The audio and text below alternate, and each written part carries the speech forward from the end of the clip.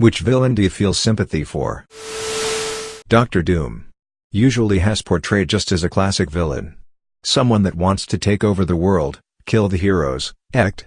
But the reason he wants to do it is what's kind of interesting. There was one comic where his kingdom of Latveria invades the kingdom of Wakanda. The Panther god gives him a test trick and he ends up passing the test because his reason for wanting to take over the earth is pure. He's been traveling through alternate timelines and in every single one except one, human is wiped out in the future. The only future where humanity survives is one that is brought to order under his rule. Kind of a personification of the question, do the ends justify the means? The boyfriend Ken from the B-movie. Polyphemus from Greek mythology. Poor dude was just living a peaceful life tending to his sheep. Odysseus and his asshat friends barge in, kill some of his sheep, eat his food, and then hide in his home until he comes back. When confronted by Polyphemus, Odysseus has the fucking nerve to ask him for a welcoming gift in the name of Greek hospitality. Then Polyphemus is painted as a villain for trying to kill these parasites that disrupted his lifestyle. Baby doll from the old animated Batman series. She was stuck looking young forever and it broke her down. She actually cried in Batman's arms because of it. Dracula from the Netflix Castlevania series.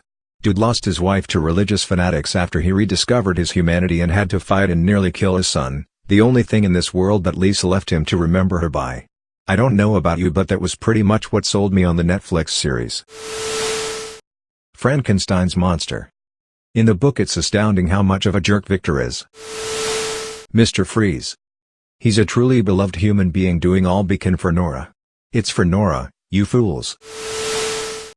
Megamind, but I guess that's the point. Megamind has such an interesting perspective on who is good and who is evil.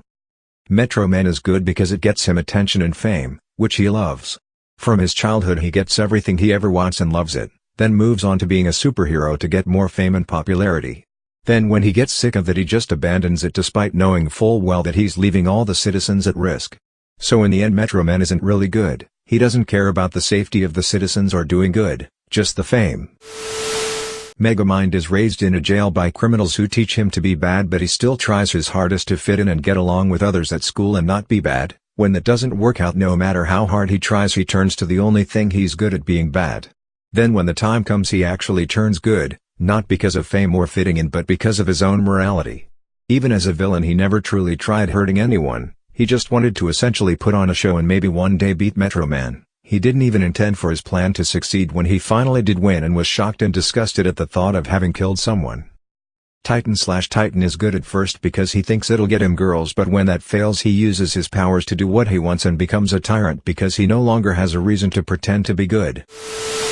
Javert from Les Miserables.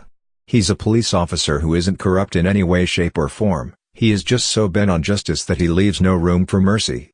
He's entirely broken when mercy is shown to him that he commits suicide, as the worldview he's built for himself has been completely shattered, and he can't cope. Magneto, when you think how hard his life has been. His theme song is probably the best theme song for any movie character I know. Thomas from Tom and Jerry.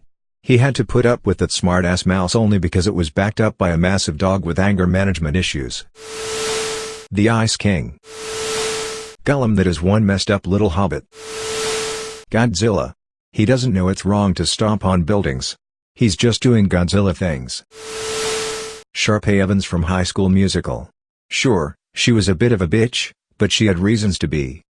Troy and Gabriella were late to the first audition, hardly prepared and still got a callback, unlike Sharpay who had been responsible, worked hard, and been on time. In the second movie, Troy's an absolute dick to her. She offers him connections and tries to get him a better future on the simple conditions that he hangs out with her and sings with her. She works hard for everything, and while she can come off as rude, she always comes around in the end to be a good person. She knows what she wants, and she isn't afraid to do what it takes to get it. There's a bunch of other stuff too. With that, I conclude my essay. Dr. Evil. Yeah, he didn't spend 6 years in evil medical school to be called Mr. Thank you very much. Dr. Doofenshmirtz. His own brother is a fucking achievement. His mom values kickball over her own son.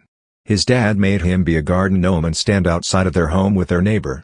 I do not blame Dr. Doofenshmirtz for being evil. The shit he went through, who wouldn't be evil? Glad as she got turned to a potato. No, she was a computer powered by a potato. Which is even more hysterical. Robbie Rotten. We all know Sportacus is the real villain. Mr. Crocker, he's a mentally unstable man who lives with his mother and takes loans to build lairs underneath the school and is tormented by a kid who looks like a beaver, and the one thing he dedicates his life to do exists, but every time he is close to proving it he fails and looks more crazy, and the time he stopped believing in fairies after seeking help he had to be driven back into madness because he powers a large percentage of fairy world. Does Oscar the Grouch from Sesame Street count? Bitch, he lives in a fucking trash can. Azula from Avatar: The Last Airbender. She was brought up to be her father's tool in the war, and in the end, that broke her. Team Rocket, Jesse and James. I also feel sorry for Meowth. Adrian Toombs, aka the Vulture from Spider-Man: Homecoming. He starts off as a small business owner cleaning up the mess that the Avengers left after the destruction of New York, and then loses the job because the man who was partly responsible for the mess in the first place steals the job right from under him. And instead of turning to revenge and becoming some kind of anarchist, he becomes a weapons dealer to pay his mortgage and take care of his employees. In fact, his whole motivation is to provide for his wife and daughter. Plankton lol, cause he sucks.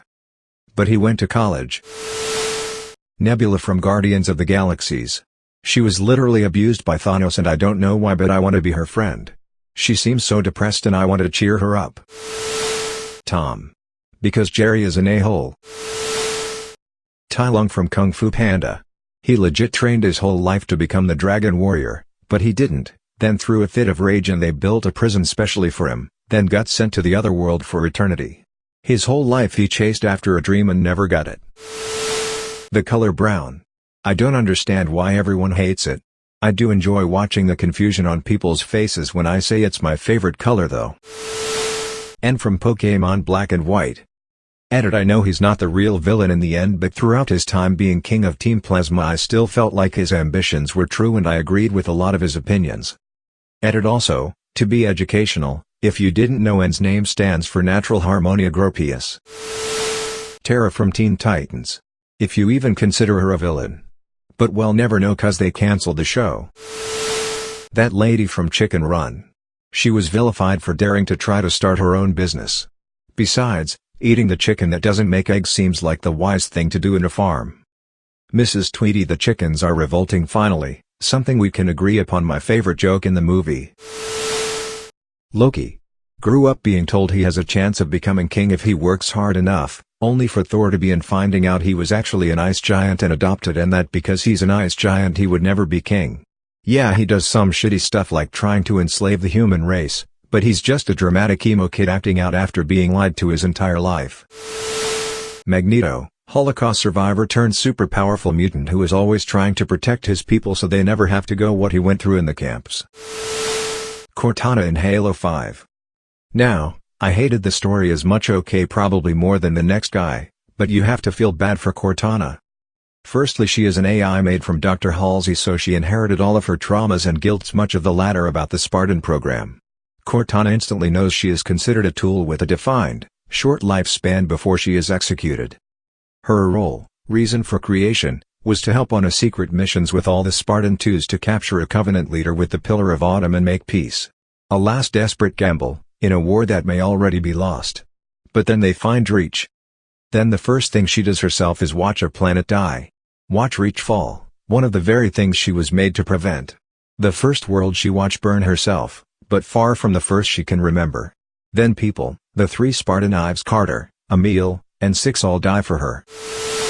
Then the Battle of Installation 04 Halo CE, where despite how she tries almost every human dies on the ring.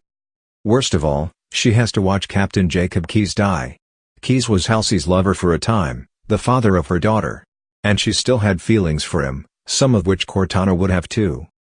But she and John save the galaxy. And do a lot of good damage to the Covenant before they get back to Earth. But she has to watch a few Spartan 2s, people who she knows and knows she is almost responsible for, die. Then Battle of Earth starts. It looks like the end of the world. The very thing that she and Halsey have fought so hard to prevent. So many sins committed for naught. But of course she and John keep fighting. They help to save everything again, but then Cortana is captured. and tortured by the embodiment of death, the grave mind. John doesn't give up on her, and he saves her after she escapes. But then the next tragedy. Cortana again has to watch death before her. This time Miranda Keyes, Halsey's daughter. Halsey cries herself to sleep for a long time after hearing of her daughter's death. Cortana may not be as affected, but it has to hurt. But now she and John are lost in space. She has to look out for him, her closest friend, while slowly and knowingly feeling herself going insane. When they get to Requiem, they do what they always do, save the galaxy. And again death follows them as Cortana falls farther and farther. She accepts her fate towards the end. But that doesn't matter. Because she and John can't make it out this time. She uses her rampancy in a last stand and sacrifices herself to save John, maybe the only person she loves. A fragment of her survives, one that had gone insane. But it found a cure and the power to prevent all of this ever happening again in the domain. She could prevent war. She could prevent atrocities like Halsey committed. She can save other AI. And she can get revenge against Halsey, make her pay for all the sins she committed against the Spartans, including her John.